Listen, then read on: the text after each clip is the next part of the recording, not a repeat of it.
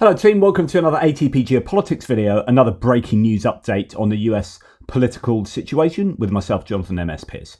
I was hoping for a relaxing evening, and I'm not going to get that because my goodness, some crazy stuff is happening. And I just have to talk about this. I thought this morning's breaking news update on the appointments was crazy. This has taken it to a whole new level. We're going to start with some bonkers appointments, then we're going to go, thank goodness for a decent one, although I wouldn't have said that maybe 5 years ago, but given the comparison, a pretty decent one. So we're going to go crazy to, okay, a little bit better, so we can end on a bit of a positive, I guess. But it's useful to understand what should happen for these appointments. So Trump is at the moment putting forward his nominees for his nominations for cabinet posts and certain positions. Those for the high level ones, they are usually voted on in the Senate, which is why Trump, and I reported on this yesterday, is trying to bypass this by changing the rules so that he can just slam people through. And I now understand why he really wanted to do that. I was thinking in terms of some of the kind of crazy ones yesterday and this morning that we came to be aware of, but actually, no. Ain't anything more crazy than the two we're going to talk about now. So Trump is demanding an important change to the Senate confirmation process. It would be a major blow to the system of checks and balances. That seems to be a theme that's running through this incoming administration, which is removing checks and balances. Just be really wary that if you go, oh yeah, it's okay, you can bend that rule. Oh, we don't really need that one. Before you know it, all of these different checks and balances have been eroded and you have an authoritarian regime. So Trump, according to Vox, is pushing for the next Senate majority leader to allow recess appointments, which would allow him to install some officials without Senate confirmation. Typically, the Senate must approve presidential nominations for high-level posts, including cabinet positions, ambassadorships, and inspector general jobs, in a process outlined in the US Constitution. So this is wanting to go against the Constitution. This procedure is meant to be a check on presidential power, a way of ensuring officials directly elected by citizens can guard against the appointment of unqualified or corrupt personnel. So I'm fairly critical of what Trump is doing at the moment for many, I think, justified good reasons. But some of you who love Trump that much see anything he does as necessarily being good and then pouring scorn on my criticisms. But whereas I can bet you, and please imagine this, if this was the Democrats trying to change the rules, to bypass the rules, to slam through who they wanted, who they thought was a good idea, imagine how you would react. Imagine how you would react. Imagine how the GOP would react. So please don't have double standards. Please do not have double standards. Right, here's an expert casting his opinion on what Trump wants to do, and then we'll talk about a couple of people he's trying to get through. Joining us. Thank you, Michelle. Trump says the new Senate leader must agree to let him make appointments when the U.S. Senate isn't in session. What does he mean by that? How would that work? Well, I have to say his tweet is rather a jumble, so it's not entirely clear. But what he is objecting to is the fact that the Senate in recent years and in its first term did not formally adjourn during its usual recesses. But what he seems to be asking the Senate to do is to recess right away so that he can bypass the usual advice and consent process for cabinet officials and go ahead and simply install them unilaterally via recess appointments. If that's what he means, it's a terrible idea that completely upsets the Constitution's separation of powers on the role of the president and the Senate on appointments. So isn't that one of the primary roles of the Senate, to provide advice and consent? It sure is. And, Alexander Hamilton made this clear in the Federalist Papers in writing about this division of power over appointments of top officials, and just how important it is that the Senate have a check on any tendency that a president might have to install cronies or people who are, otherwise unfit for the position. So the installation of cronies and people otherwise unfit for the position. So my hope would be that these two particular nominations will not get through the Senate process. But my goodness, right, imagine you've got two positions and you think, right, who's best for this position? Of all the people I could pick in the world, who is the best person I can choose for this position? Right? And then you think, right, that's who I'd want. And then imagine who would be the single worst person I could pick for this position. And for both of these positions, Trump appears to have gone for the single worst. I mean, it's almost, you wouldn't write this. It's just not realistic enough. But anyway, so Tulsi Gabbard is to head the national intelligence, to be the director of national intelligence. In other words, Vladimir Putin's wet dream, says this person. So Tulsi Gabbard, who was once a Democratic candidate for president in a previous cycle, she then moved over to Republicans. She was never really, I don't know, it's a no true Scotsman fallacy perhaps, but she wasn't really a Democrat. She was even a funny one, and that's no more evident than her trajectory since then. So Jim Sciutto from CNN is amazed that Liz Goodwin here says, Senator Manchin said senators are talking about the Gabbard and Gaetz picks on the Senate floor right now. Quote, no one could believe it. Jim Sciutto says, why? Why can't they believe it? Trump has been telegraphing moves such as this for 4 years. They have no reasonable basis to be surprised. It's totally disingenuous. I don't know. I think this is taking it to another level, particularly Matt Gaetz. We'll come on to that.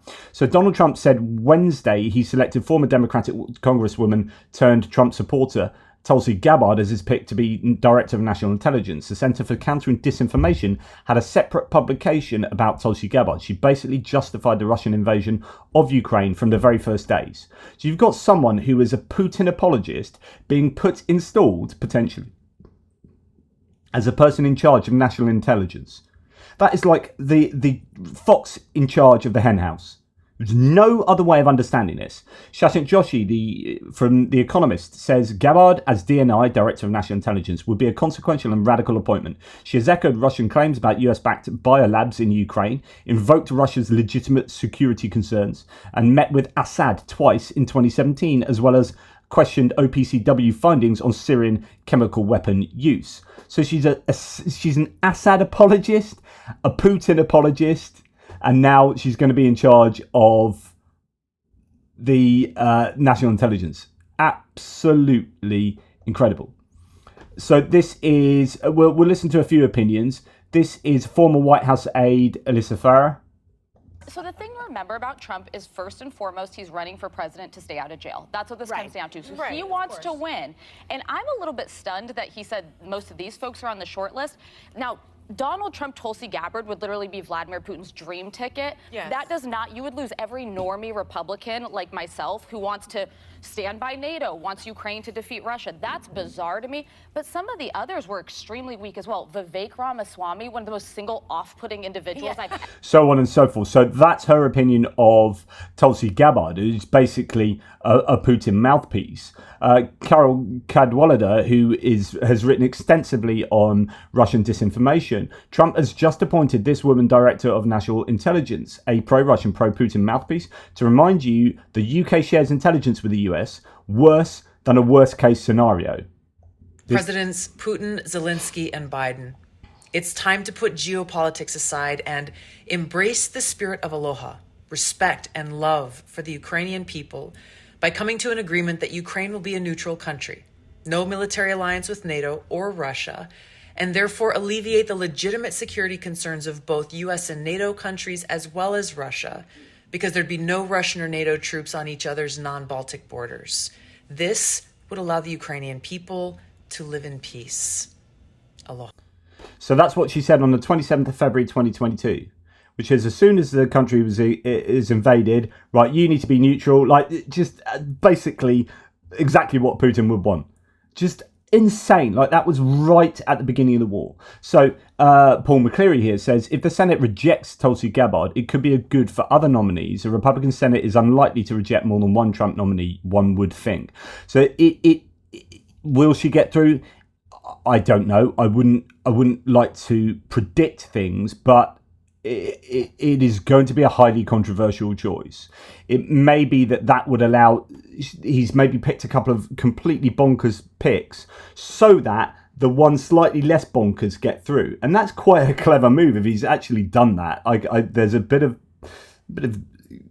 canniness going on there, which is we've got a whole suite of bonkers people, but some of them are kind of medium bonkers. These ones that are totally bonkers, if they say, no, we're not having them, they might be more inclined to say, okay, but we'll have these because we can't say no to too many people. But yeah, so Republicans once slammed Tulsi Gabbard as a socialist seeking to appease dictators like Bashar al-Assad and Vladimir Putin. That's what Republicans used to say about her. Like, you are, the old school Reagan Republicans, you are an appeaser, or you're a socialist, and an appeaser of these dictators. Now that she's on the other side, it's like, oh yeah, brilliant, great choice for National Intelligence Director. Absolutely nuts. Here we have Christopher Miller from The Economist, I think, again, the Ukraine... Financial Times, sorry, the Ukraine correspondent. The person who published the conspiratorial tweet below on the day that Russia launched its unprovoked full-scale invasion of Ukraine and the largest and most devastating war on European soil in 80 years was just nominated to the US Director of National Intelligence.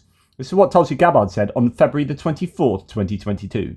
This war and suffering could have easily been avoided if Biden administration and NATO had simply acknowledged Russia's legitimate security concerns regarding Ukraine's becoming a member of NATO, which would mean US NATO forces right on Russia's border.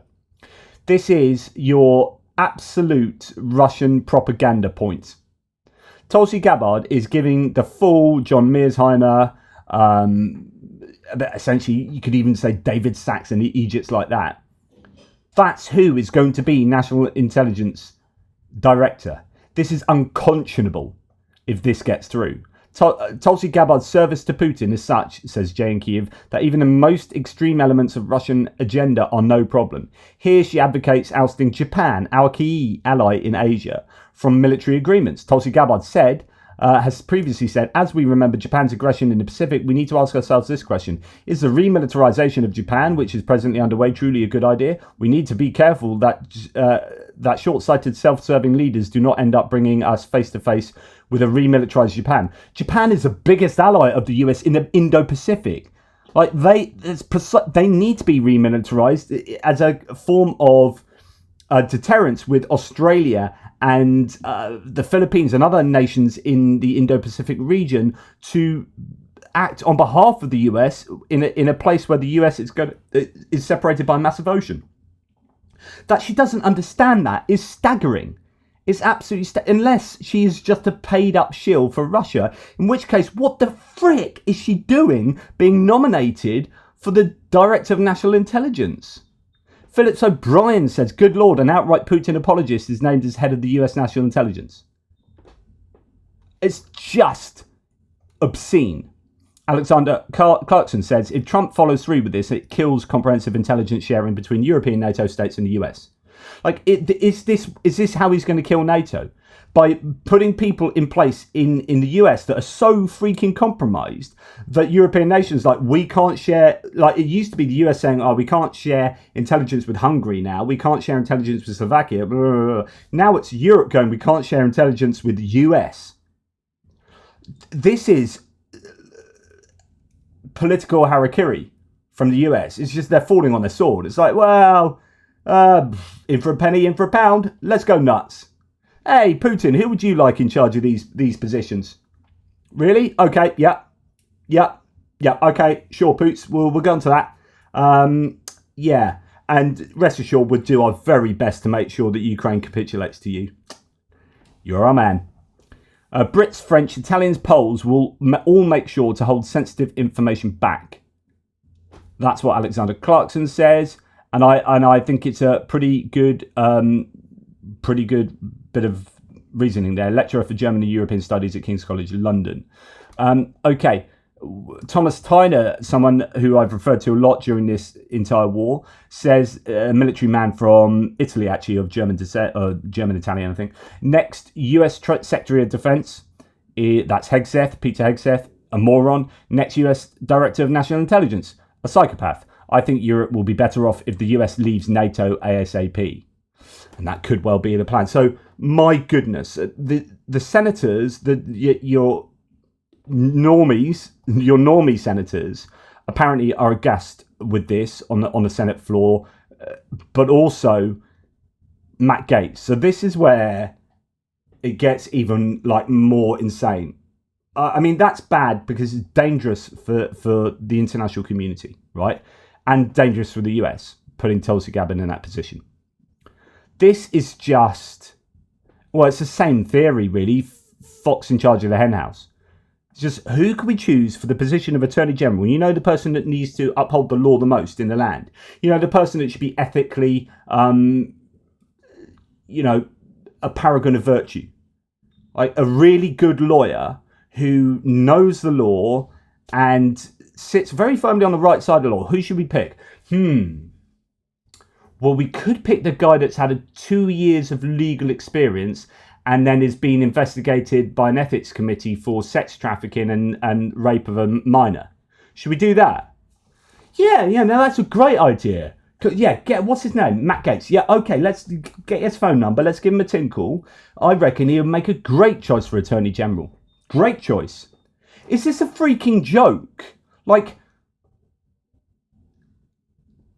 what the actual fiddlesticks is going on?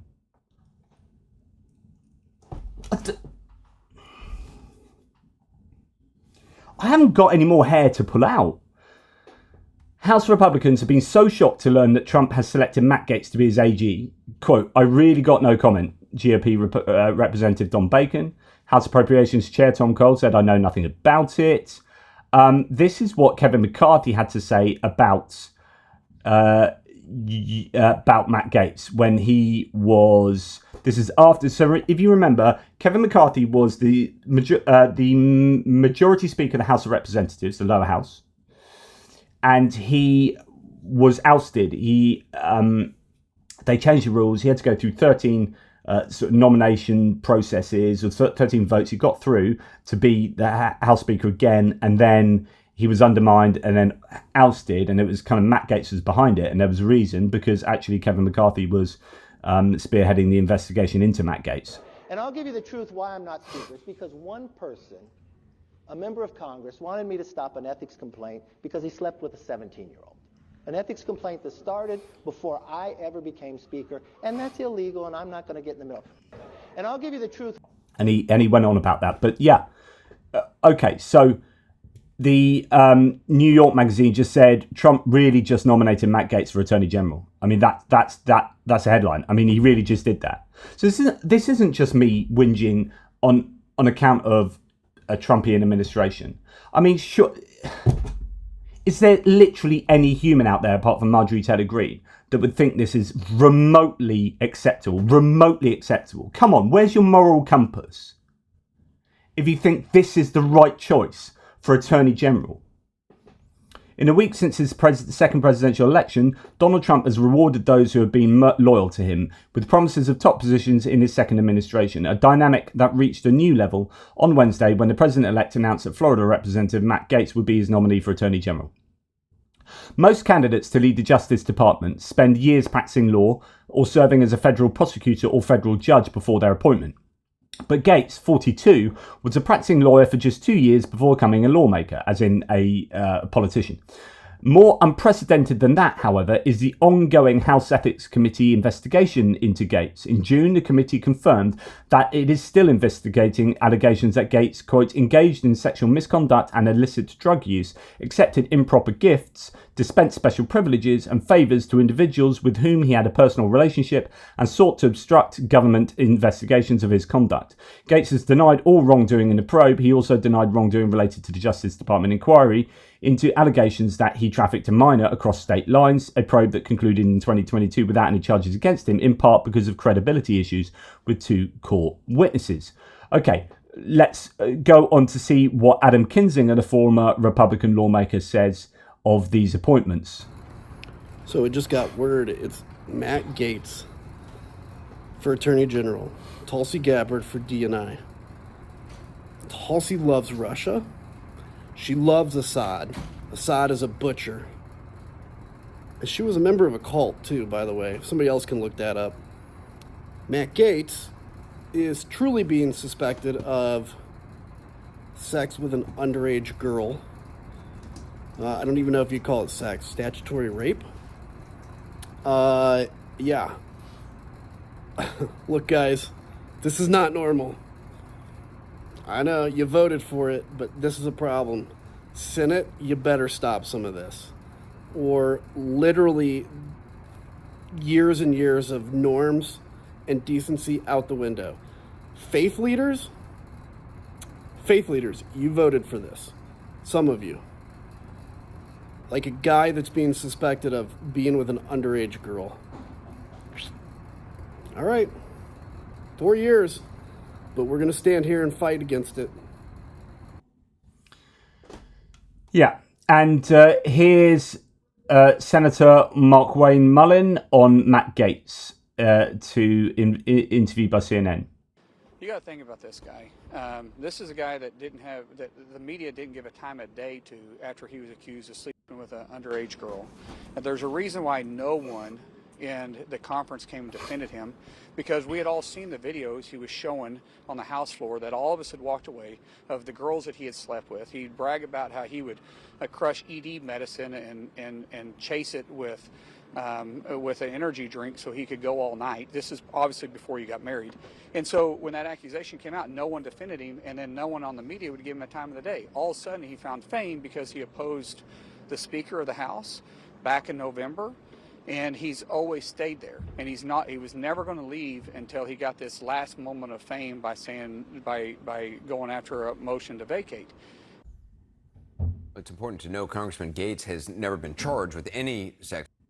So, and that is still, the investigation is still going on. And irrespective of the outcome there, like, what are the optics? Like, why would you be choosing someone that is being investigated where all the people, there are plenty of people who have said, yeah, I've seen the videos of this.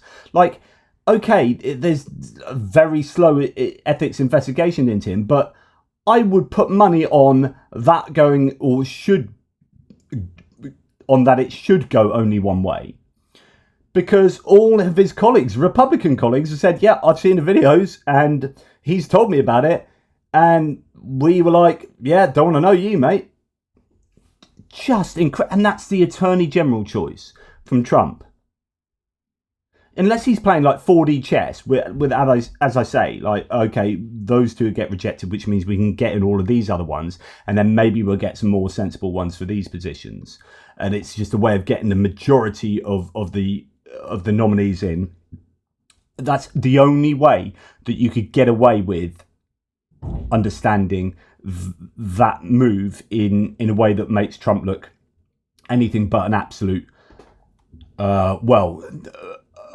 someone who is unable to morally evaluate. Now, going back to, I talked about Pete Hegseth, who's the Fox News morning presenter who has been put forward for the Secretary of Defense.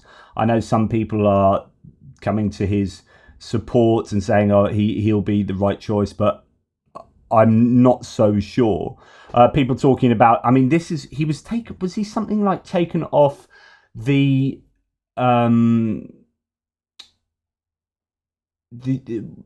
not bodyguards, but security detail for Biden because of tattoos, essentially. And these are the tattoos. These are Christian nationalist tattoos, Jewish Christian crosses. I don't know enough about the symbolism here to know whether that is an issue, but certainly this is something that he's talked about elsewhere. Yesterday, Trump announced he's nominating Pete Hegseth as his Secretary of Defense. He's a prominent Fox News personality and veterans advocate, but he also has strong ties to the Christian far right that I've not seen fully exposed yet. Here's a thread with receipts. First, what's a Christian far right? It's a coalition of different Christian social networks and movements, bound together by aggressive theologies and often but not always white supremacy. This is the extreme militant end of the spectrum and what is popularly called Christian nationalism. So that is not a pejorative. That is a kind of political label that is used. I've written many articles on Christian nationalism. Theologically and socially, there are at least three distinct major strands of the AIMA Christian far right today, with lots of smaller ones too. Radical traditionalist Catholic networks and influencers, Opus Dei, etc. This is the world of J.D. Vance, not my area of expertise. Independent, charismatic celebrity spiritual warfare and apostolic networks, often simplistically labelled the NAR. This is my area of expertise and what my book is about, says Matthew Taylor. These networks are known for charismatic, i.e. supernatural, ecstatic practices and focus on revival. The third major strand of Christian far right is reformed reconstructionist networks of churches and leaders. This is a world of so-called theobros, usually bearded, chauvinistic, hyper-Calvinist male influencers. These are the circles Hegseth travels in. So here's an article I wrote earlier this year describing the origins of these two Protestant Christian supremacist movements, Independent Charismatic, NAR, and Reformed Reconstructionists, and their agendas. So you can go and read on that in Religion News. The peril radicalizing some evangelicals goes beyond Christian nationalism. So recommended Reconstructionists tend to emphasize post-millennial eschatology, building the kingdom of God on earth, theonomy, applying biblical law to every society, alternative education, homeschooling and classical Christian academies, exclusive male leadership and masculinity, which is why he has really strong views on things like DEI, all the wokes. That he's massively anti-woke, and that's what people like about him. They latch onto that from him, but that actually comes from, it appears, a Christian nationalist place. In this 2023 profile of Hegseth for a local Tennessee Christian magazine, he describes reading Doug Wilson, who's a godfather today of the Reformed Reconstructionist movement, sending his kids to a classical Christian academy and finding fortification of brotherhood. Hegseth apparently attends Pilgrim Hill Reformed Fellowship in Tennessee, led by Brooks Pottinger, a pastor, and Joshua Hames, a pastoral intern. This is the CIEC Church, part of the denomination founded by Doug Wilson. Hegseth has been a guest on Hames and Pottinger's podcast Reformation Red Pill. Doesn't get much more far-right reconstructionist than that. And as recently as last month, he was promoting their podcast. Last year, Hegseth also promoted an Advent devotional published by Hames and Pottinger's Forge Press. Christendom for Reformed Reconstructionists is the ideal Christian society, the physical territory controlled and governed by conservative Christian morality and leaders. This is why you often find Reconstructionists justifying the Crusades, the iconic expansion of Christendom. And sure enough, Hegseth has two Crusader tattoos, a Jerusalem cross, the symbol of the Crusader kingdom of Jerusalem, on his chest, and Deus Vult, the Crusaders' theological cri de coeur, God wills it, on his bicep. Deus Vult means God-mandated Crusaders' violence. These Crusader tattoos are part of the Christian far-right iconography, and when Hegseth's National Guard unit was called up to serve in DC, this is what I was talking about, in DC for Biden's inauguration, Hegseth and several other service members were told they couldn't serve because of their extremist tattoos. There's a good breakdown of Hegseth's 2020 book, literally titled American Crusade. That's his book about woke in the military, right?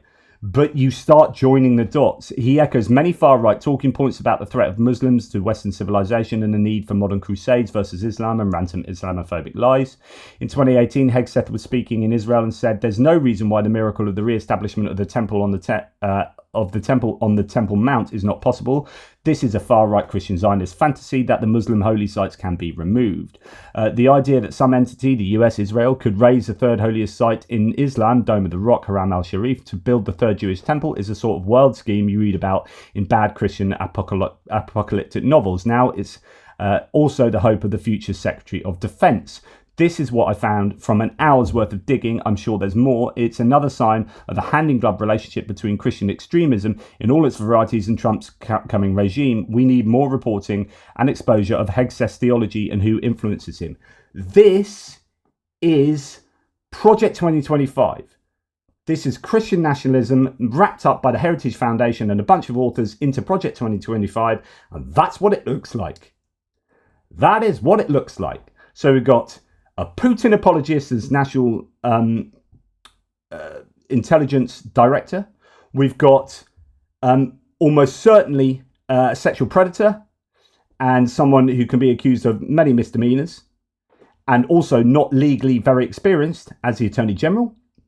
And we've got a Christian nationalist, a big fan of crusades, and someone who has no experience of working in the kind of context that you would need, I would argue, for the Secretary of Defense being the Secretary of Defense nominee. Absolutely incredible.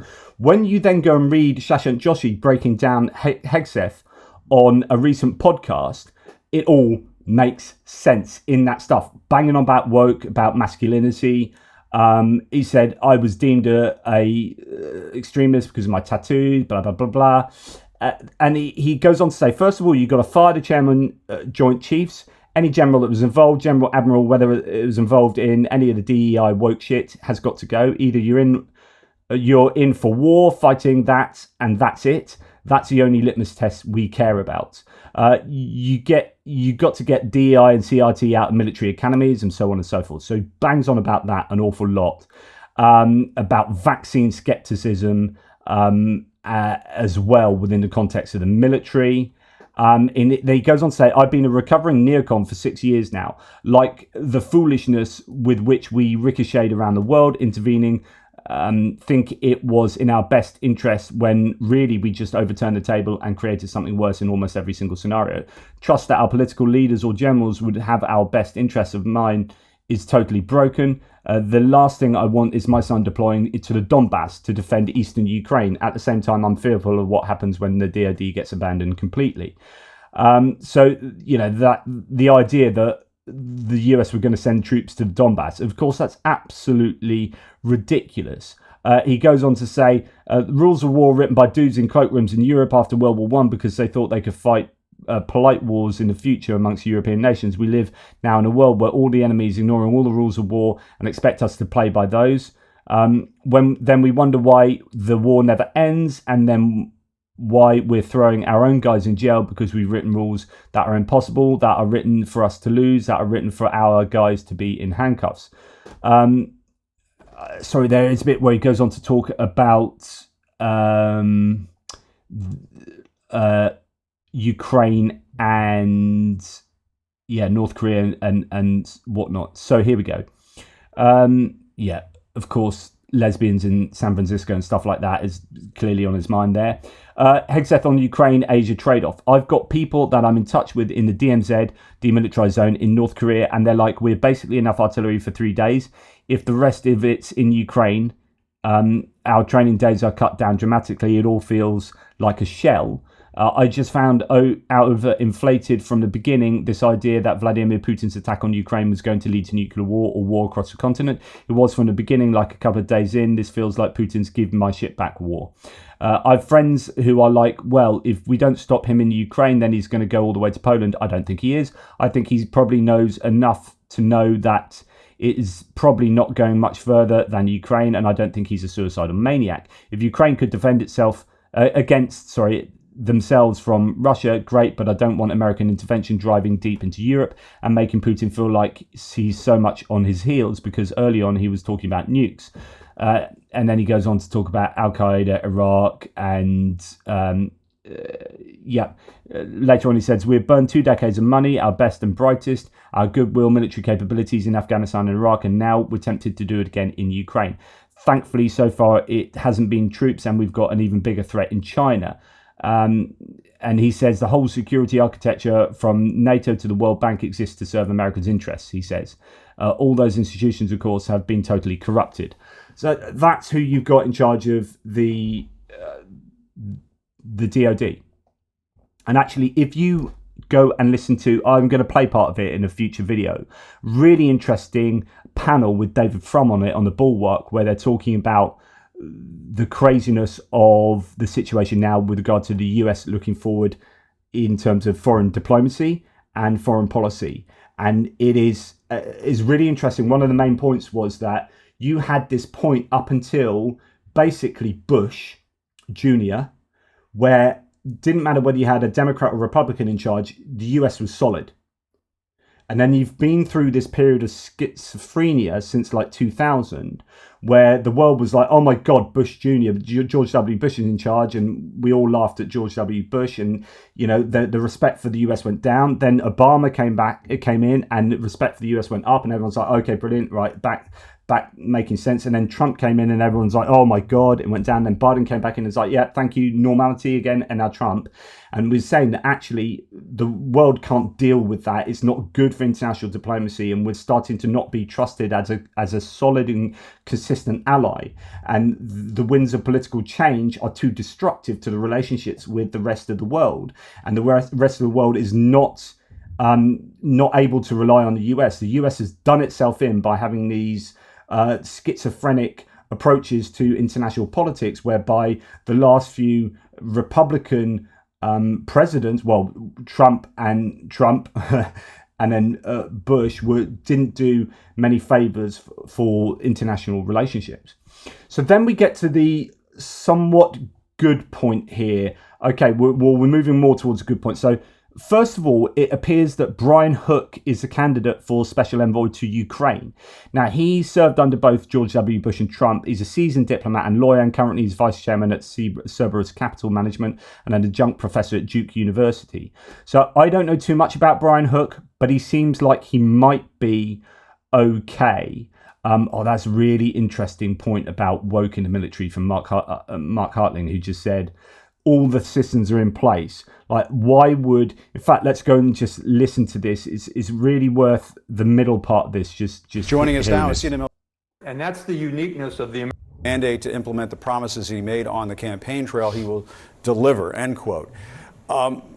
Granted, Trump did win, but is this what people voted for?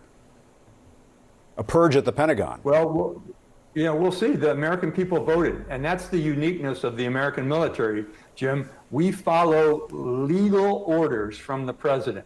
Some are unpopular, some are very popular. But the fact of the matter is, in civil military relations, the military follows legal orders of the president. So when you have the popular vote electing a new president, the military says, yes, sir, we are here to serve the American people at your request.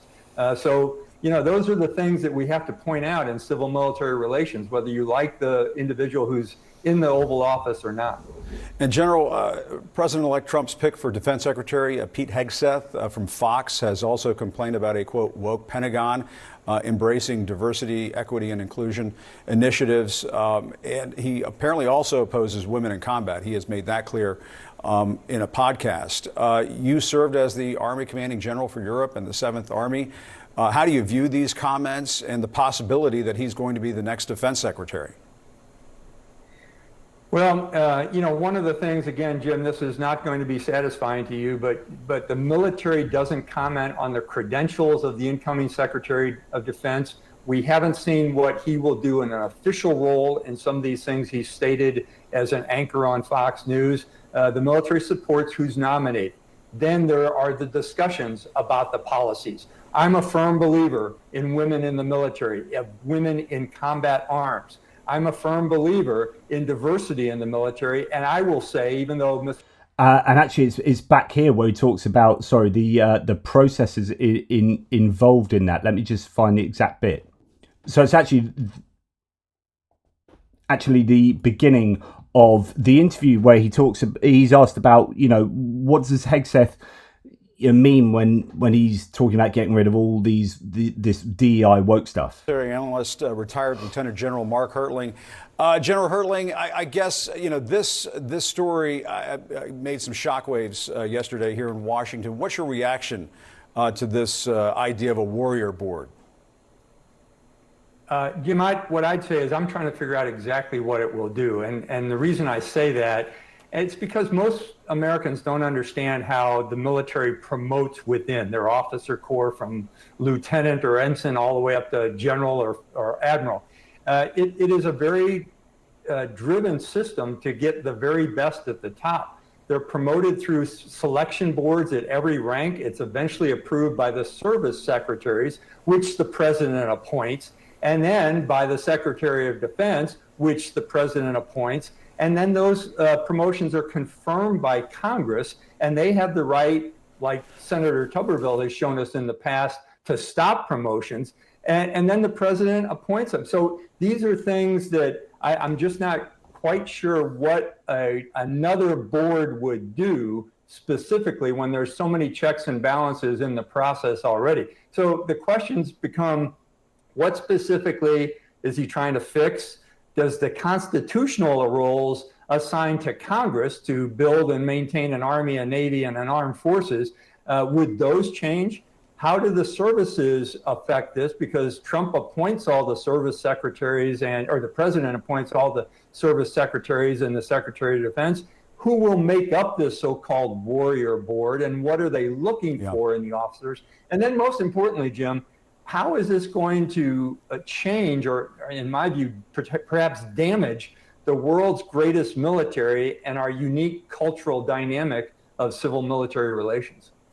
In other words, like, Trump's already got like ownership over those promotions. Like, so what is this kind of warrior board? This idea that you're going to have this extra layer to stop wokeism and DEI appointments. It's like, it's completely unnecessary. Anyway, there you go. That was Mark Hartling on that. So, anyway, going back to Hook, we've got Trump will soon appoint a special envoy to lead negotiations to end the war with Russia. And according to the channel, a person with great credibility will help reach a peaceful settlement. So hopefully it's looking like it could be your man, Brian Hook. But again, I don't know too much about him, in all honesty.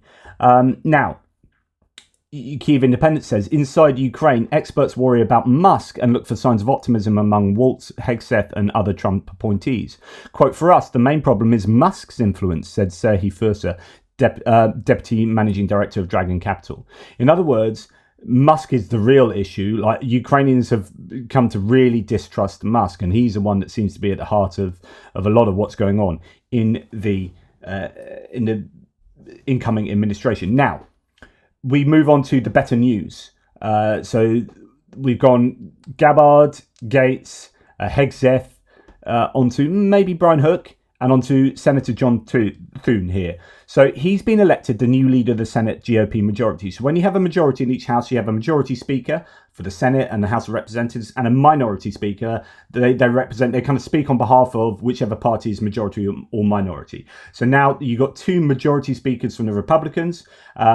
One, Mike Johnson, I presume, is remaining the Speaker for the House of Representatives. And now you've got Mitch McConnell stepping down from being the Speaker.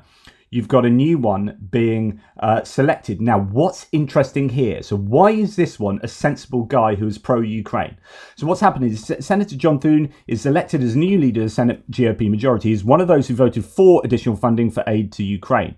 That's really good news. Tendar says, I recognize a political power play when I see it, and this is roundhouse kick into certain people's faces, and it was louder than a fully loaded rocket exploding on a launch pad. So Thune on Ukraine, America cannot retreat from the world stage. Just to make sure, Senator Cornyn, so he's a Texan senator, I think, John Cornyn would have made a good pick as well. The fact that Senator Rick Scott didn't make it even to the second round isn't by now the biggest surprise in his upcoming government. Okay, so let's give you a little bit of detail here. Rick Scott is super MAGA guy.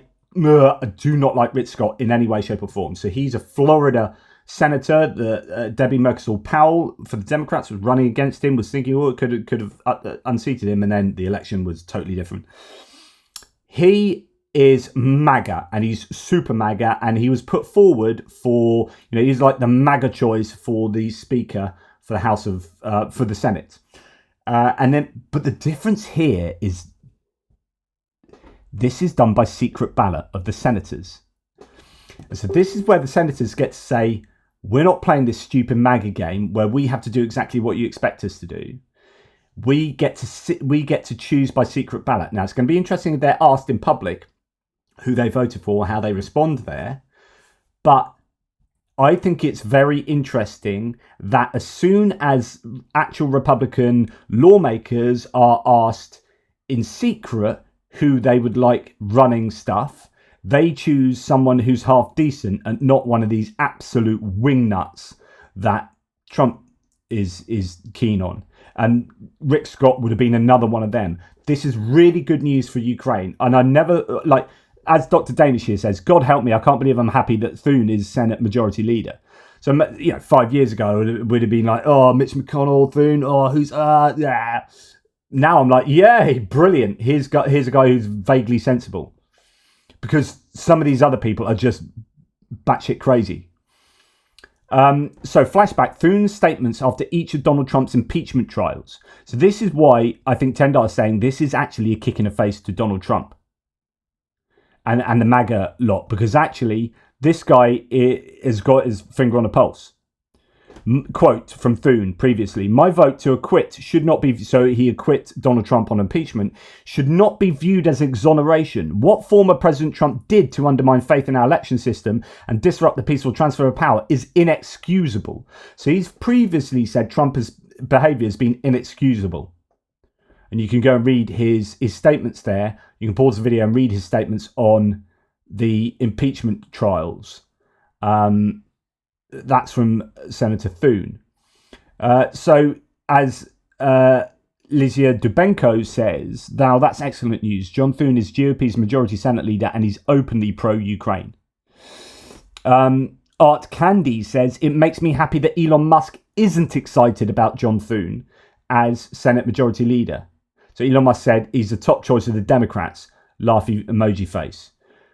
Taking the mickey out of that. But it shows you then, why would Musk not want Thune? And the only reason he could not want Thune, well, maybe he's not just completely acquiescent to Donald Trump, but he's also not a fan of being anti-Ukraine. This is Thune. So Musk, I don't think, likes Thune on account of that. So yeah, Thune has been selected by Senate Republicans as the next leader in a snub to Donald Trump. He's a moderate senator from South Dakota, emerged as a victor in a secret ballot, beating fellow Republicans John Cornyn and Rick Scott. Rick Scott didn't even make it to the second round. So while Mr. Trump had not explicitly endorsed a candidate in the contest, prominent allies of the president-elect have fallen in behind Mr. Scott, a Florida senator who is most closely aligned with the MAGA wing of the party. It has previously been reported that Mr. Trump wanted to publicly back Mr. Scott, but was unsure whether he could win. Mr. Thune is a former Trump critic who has since courted the president-elect and was seen as a continuity candidate after serving as lieutenant to Mitch McConnell, the long-term Republican Senate leader. The new Senate leader was a target of Mr. Trump's ire in 2021 after he criticized the president-elect's claim that the 2020 election had been rigged by Joe Biden. Mr. Trump, in the final weeks of his first term, labelled him a rhino, Republican name only, John Thune, Mitch's boy, and claimed he had destroyed his political career. By contrast, Mr. Scott had unsuccessfully challenged Mr. McConnell for the reins of power in 2022. Prominent allies of Mr. Trump, such as Tesla billionaire Elon Musk and former Fox News host Tucker Carlson, had rode in behind the Florida senator in recent days, while MAGA activists launched a campaign to pressure wavering senators, etc., etc. And that's pretty much it. I do believe, is it Huckabee, the former senator? Is he going to be envoy to the Middle East or something? You've got this really interesting situation where, like, Dearborn Arab voters had seen Joe Biden as a genocidal facilitator by not doing enough against Netanyahu and Israel. And so the Democrats lost, arguably, the Arab vote. And everyone was like, what are you doing? Surely you understand that Trump is going to give Netanyahu the green light. Like, you've jumped out the frying pan and into the fire, and it's much worse in that fire. And what's happened is Trump has given the green light to Netanyahu. He's had at least three phone calls with Netanyahu already. He's put Huckabee into a position whereby he's like he doesn't believe in a two-state solution. I mean, is literally the most pro-Israel person you could put in there. And the Dearborn Arab voters, in fact, they've even put a letter together and sent that to the White House saying, what's going on? You get what you vote for. Don't say I didn't warn you. Anyway, those are the choices that we've got latterly today, and they are pretty incredible. And all I can say is thank goodness for John Thune. Let's hope that he keeps the reins on the MAGA Republicans in a sensible manner. I hope that the Senate will not vote through Gaetz and Gabbard. Just absolutely insane. Anyway, that's enough from me, guys. Take care. Speak soon.